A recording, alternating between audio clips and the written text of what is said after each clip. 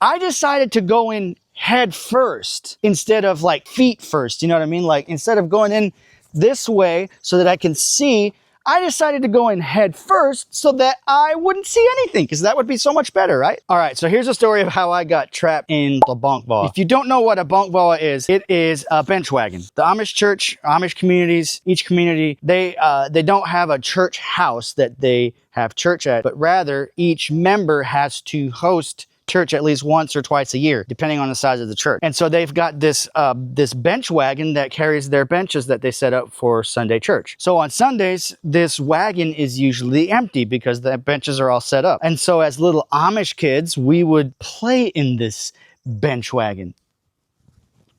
Whoa, why? I have no idea. But anyway, so just a disclaimer, I've been looking at some pictures of different bench wagons and bunk balls, and I will say ours, I thought, was different. Like this one here has like long slots, but I remember ours being square and a lot more confined, but I could have been wrong. As a little Amish 5 or 6 year old, everything was heightened, obviously, as a kid. I remember that we would play in this bunk ball, and we would usually stay out in the front or like the back part of it so that if the doors got closed or whatever, people would see us and they wouldn't close it. We didn't get stuck. Well, one Sunday I decided that I had my big boy pants on and that I was gonna go to the back.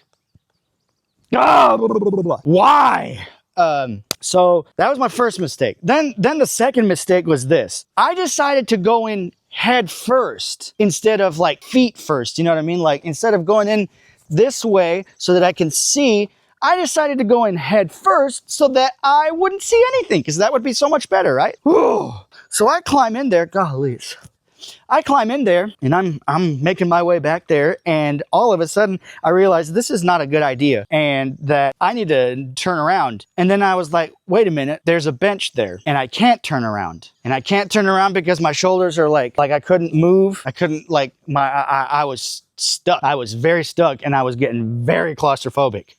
Woo. I begin to freak out. Obviously, naturally, I feel like anybody would. So I'm there and I'm like banging on the walls. That's what I remember, and saying, "Hey, Pindohin!" But it's carpeted, so it's like insulated. It acts like insulation, and apparently they couldn't hear me. And like I said, this one is like across, so like if one bench gets put in, you would think that you could just like go to one side or the other and you'd be fine and you can come back out. I don't remember it that way. I could be wrong, and I could have just freaked out as a little kid. But anyways, they closed the door as well. So the doors was closed and everything got completely dark. And I am freaking out, and I'm trying to like push myself up, doing anything that I can. And the good Lord himself was looking out for me that day, because, I mean, he does every day, but because what seemed like an eternity forever, but it was probably just a couple minutes, the doors open back up and this bench gets pulled out. Why was the bench getting put in the first place? I don't know.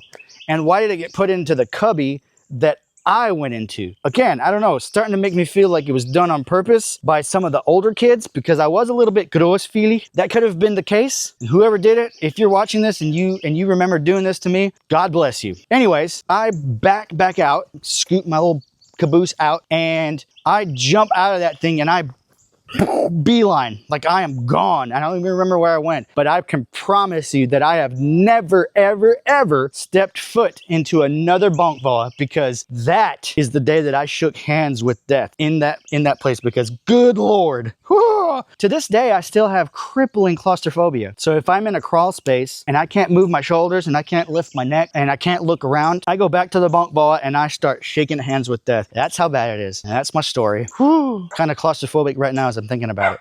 All right.